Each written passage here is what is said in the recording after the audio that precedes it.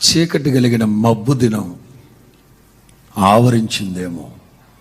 అది ఫ్యామిలీలో ఆవరించిందా, financial డైమెన్షన్లో ఆవరించిందా, friends circle, లేక ఫెయిత్, మీ విశ్వాసం